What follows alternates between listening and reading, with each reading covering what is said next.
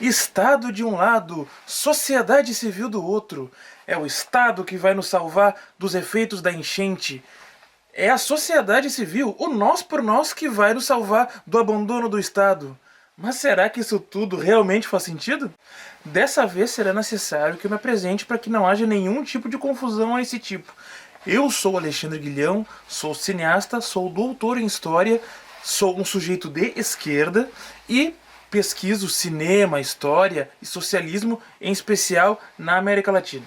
Desde que o meu estado, Rio Grande do Sul, está sendo tomado há um mês por uma gravíssima enchente, um cenário de fake news, desinformações e um debate alucinado tomou conta do ambiente público e virtual. Não que a gente precise desse ambiente para fazer com que isso aconteça, mas agora se tornou pior. Uma parcela da nossa sociedade, percebendo que o nosso Estado não é suficiente para mitigar todos os problemas que estamos enfrentando e que estamos dependendo, estamos à mercê de voluntários e da solidariedade entre as pessoas, passou a proclamar a frase "é nós por nós", porque afinal de contas toda essa solidariedade, todas essas trocas entre pessoas que se conhecem ou que muitas vezes não se conhecem, acaba sendo tudo o que as pessoas têm. Vendo que muitas pessoas de direita e extrema direita estão aproveitando esse momento para navegar em um mar de oportunismo, pessoas aí intituladas de esquerda passaram a fazer uma defesa efusiva do Estado. Inclusive muitos criadores grandes da esquerda, políticos de carreira, veículos de comunicação com milhares de seguidores passaram a fazer uma defesa do Estado, não pelo que ele pode ser, mas tal qual é. Inclusive veículos grandes de comunicação, como o Brasil de Fato, passaram a inclusive fazer matérias, e uma matéria que me chamou muita atenção, que foi replicado a rodo nas redes, que dizia que nós somos o Estado. Muitas pessoas que conhecemos no convívio, que estamos na luta, que são pessoas bem intencionadas, colegas meus, compartilhando a rodo essa ideia de que o Estado e que a nossa função enquanto sujeitos de esquerda é fazer a defesa do Estado, esquecendo-se inclusive que estamos falando do Estado capitalista. Isso nos leva a uma questão central. O que é o Estado? O que é essa entidade tão falada, pouco compreendida? Lá no século XIX, Karl Marx nos aponta que o Estado, dentro de uma sociedade capitalista, ele é o garantidor da situação de classe. Ele é uma espécie de balcão de negócios por onde passam os interesses da classe dominante, que numa sociedade de classes é a burguesia. Em última instância, quem é que paga o soldo desses mesmos políticos da extrema-direita que estão agora insuflando a população para se voltar contra as instituições de Estado e, com isso, enriquecer? É o Estado. E da onde que vem a força de trabalho que sustenta essa máquina pública?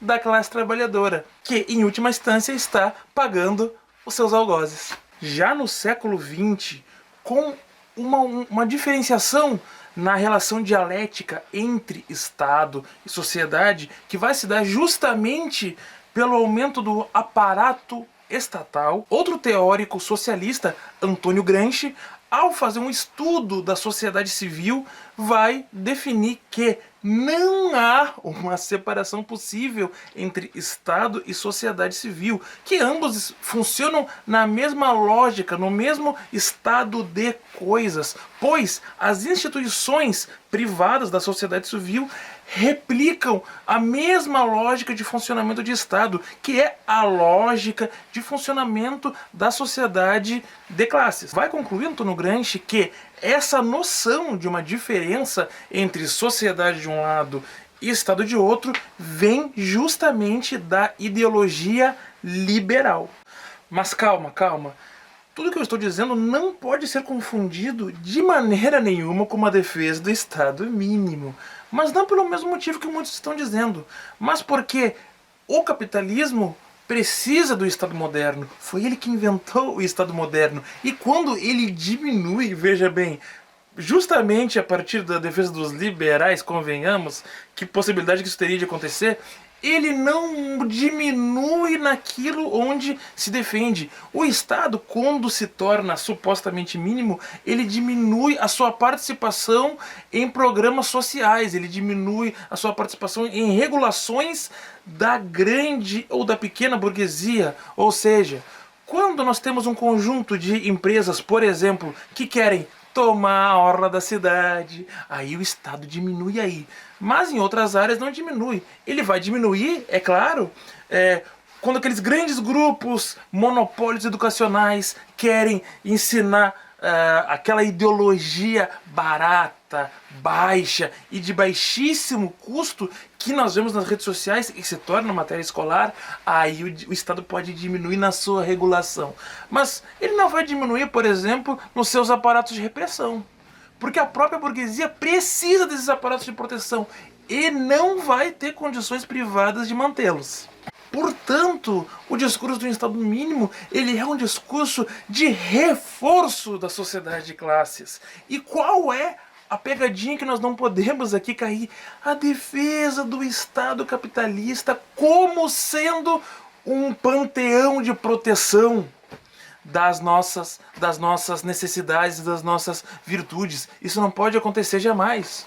É claro que o próprio Antônio Gramsci, ele vai dizer que dentro do Estado nós podemos ter algumas conquistas. Ou como vai dizer o chileno Miguel Enríquez, ex-secretário-geral do MIR no Chile, que foi uma vítima do terrorismo de Estado chileno, ele vai dizer que é possível que nós tenhamos algumas pausas democráticas, mas que a história de dominação do Estado é uma história de dominação de uma classe sobre a outra. O meu problema aqui, meus amigos, minhas amigas, não é uma situação tão somente pontual, mas sim uma situação de horizonte.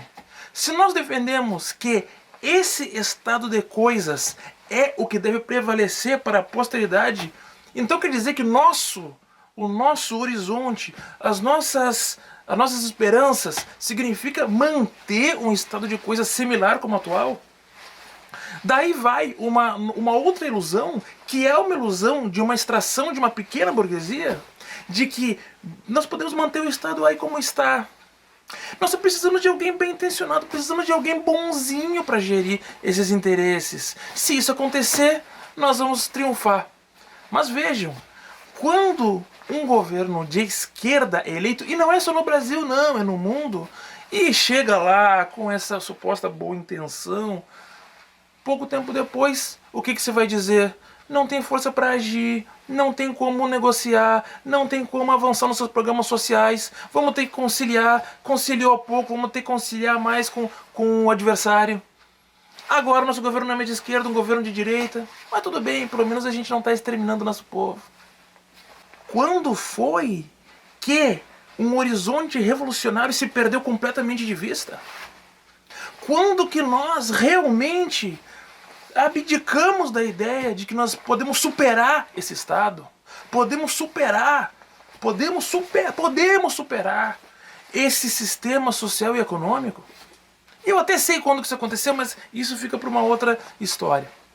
De qualquer maneira, não pode ser a função da esquerda defender o Estado tal qual é. Essa ideia de que nós somos o Estado é uma ideia de um pensamento liberal e pequeno burguês. Se de um lado nós temos pessoas que defendem que o Estado é isso mesmo, e de outro lado tem pessoas que defendem que as pessoas, a própria sociedade deve se auto-organizar, e essas pessoas estão enxofadas pela direita e pela extrema direita, qual vocês acham que é o final dessa história? Quando foi que a esquerda parou de ter como horizonte experiências como a Comuna de Paris? E passou a gostar mais daquele criador de conteúdo de esquerda que faz uma dancinha na internet? Ou é uma coisa ou é outra. Daí vem uma outra ilusão que muitos não vão gostar de ouvir.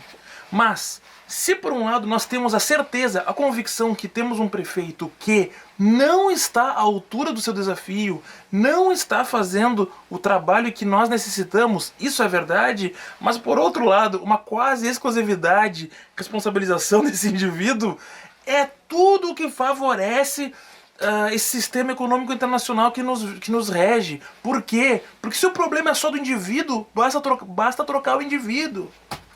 A gente não pode se contentar com tão pouco. A gente não pode dizer que tudo é culpa de um indivíduo, exclui toda a exploração predatória do meio ambiente, que essa sim nos leva até aqui. Dentro da sociedade de classes, o poder político, ele serve como quase que um fantoche do sistema econômico.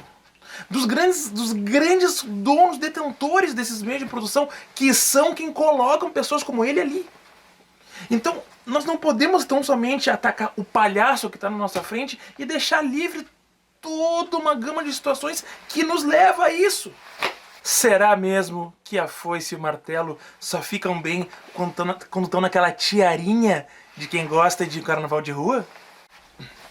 Meus amigos, minhas amigas, meu objetivo aqui não é ensinar vocês a nada, não é mostrar a vocês um caminho luminoso, muito menos dizer que o discurso da extrema-direita está correto. O que eu quero fazer é convidá-los a uma reflexão, a que nós possamos renovar a nossa prática política, a que nós possamos revisitar os nossos porões de formação política e ideológica. Será que nós estamos no caminho correto? Será mesmo que o nosso horizonte é fazer apenas um pequeno ajuste aqui ou ali? Será mesmo que estamos indo conforme as necessidades de toda uma massa, de todo um mundo que precisa de nós? Será mesmo que nós estamos atuando da maneira correta, política e ideologicamente?